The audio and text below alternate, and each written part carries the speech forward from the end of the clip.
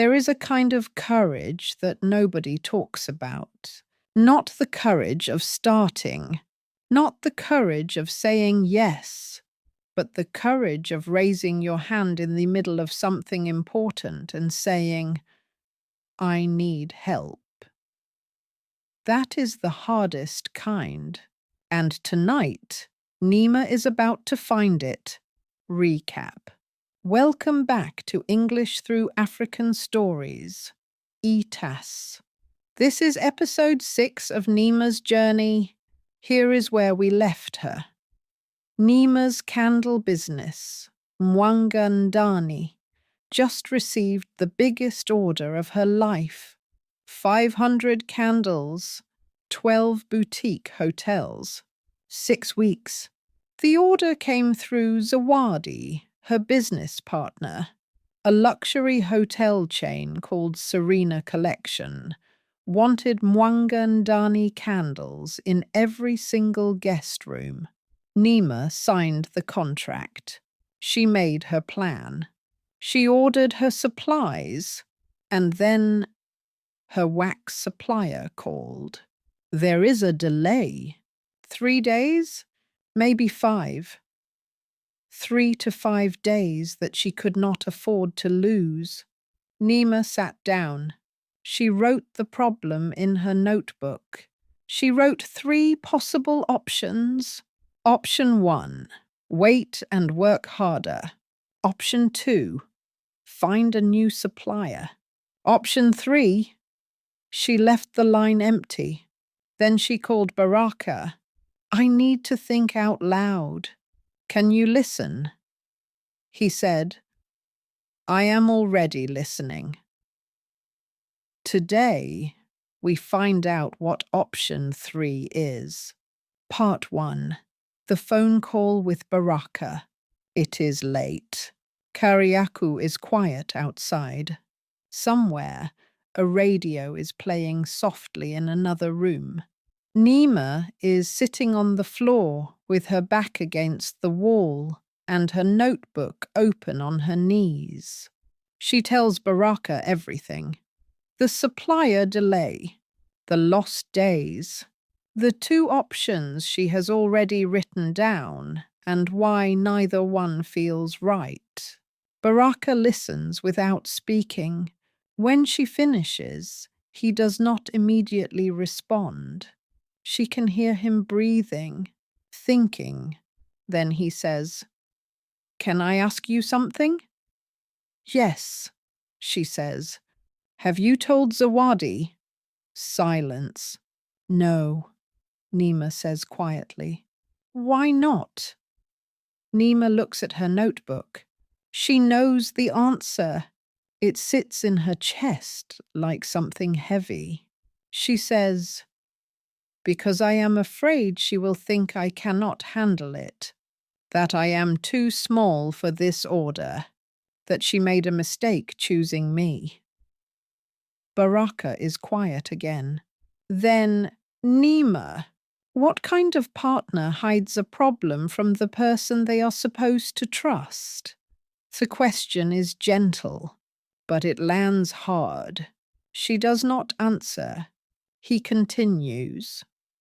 Zawadi did not choose you because she thought you were perfect. She chose you because she believed you were honest. Honest people tell the truth, even when it is uncomfortable, especially then. VOCAB moment, transparent. The word is transparent. Transparent means open and honest. You do not hide things. You share the truth, even when it is difficult. In business, being transparent builds trust.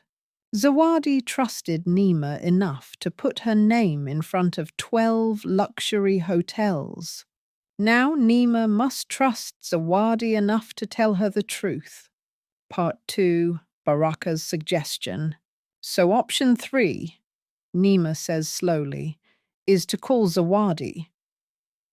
Yes, Baraka says. Not to apologize, not to make excuses, but to explain the situation clearly, tell her what you need, and ask professionally for a short extension. 7 days, maybe 10. You do not need much. You just need to ask. Neema stares at the ceiling. What if she says no? Then you go to option 1 or option 2. But Neema, you have not given her the chance to say yes. And in my experience, people who respect you often surprise you. She closes her eyes. She thinks of Zawadi's orange kitenge, her black coffee, her sharp eyes. She thinks of what Zawadi said at their very first meeting. Any person who asks for time to think before saying yes, that is exactly the kind of person I want to work with. Neema opens her eyes. Okay, she says, I will call her. Good, Baraka says. Then, after a pause, do you want to practice first? She almost laughs. Practice? Yes. Tell me what you are going to say. Say it out loud. Then we will make it better. And so, at 11 o'clock at night, in a small room in Kariakou, Neema practices asking for help, out loud, with Baraka listening, getting it wrong the first time, then better again. Part 3, The Call to Zawadi. The next morning, 8 o'clock, Neema sits at her table. No candle this time, just the phone and her notebook, open to the page where she wrote exactly what she wants to say. She dials. Zawadi picks up on the second ring. Neema, good morning. Good morning, Zawadi. I am sorry to call early. I need to speak with you about the Serena order. Do you have 5 minutes? A brief pause. I have 10. Go ahead. Neema looks at her notebook. She breathes once. Then she speaks. Clearly, without panic, without over-apologizing, she explains the supplier delay. She explains the exact number of days affected. She explains what she has already done. Checked alternative suppliers, recalculated her production schedule, and what she still needs. I am asking for 7 additional days. I know this is not ideal, but I would rather tell you now and deliver something perfect than say nothing and deliver something rushed. The line is quiet. Neema waits. Her hand is pressing the pen hard against the notebook. Then Zawadi speaks. Neema. Yes. Do you know how many suppliers I have worked with over 20 years who would never make this call? Who would stay silent, rush the order, and deliver something broken? Neema does not answer. Too many, Zawadi says. Far too many. Another pause. I will contact David at Serena Collection. I will tell him there is a short adjustment to the delivery timeline. 7 days. No explanation needed beyond that. That is what partnerships are for. Neema exhales. A long, slow, quiet exhale. Thank you, Zawadi. Do not thank me. Just make sure those candles are the best ones you have ever made. They will be, Neema says, and she means it more than she has ever meant anything. VOCAB moment. Integrity. The word is integrity. Integrity means doing the right thing, even when it is difficult, even when nobody is watching, even when the truth is uncomfortable. Integrity is not just a personal quality. It is a business quality. It is what makes people trust you enough to go through difficult moments with you.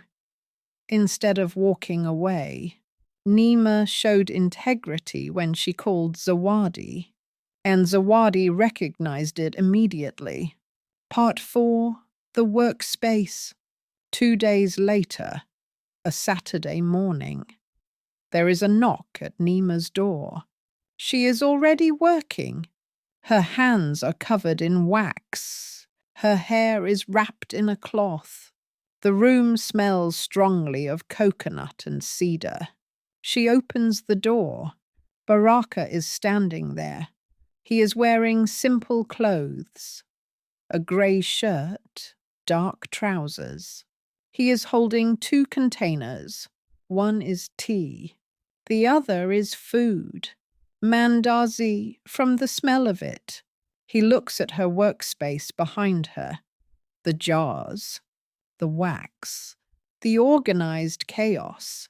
He says, "You have a lot of candles to make. I have a free morning. I cannot pour wax, but I can pack boxes, write labels, and make sure you do not forget to eat." Neema stares at him.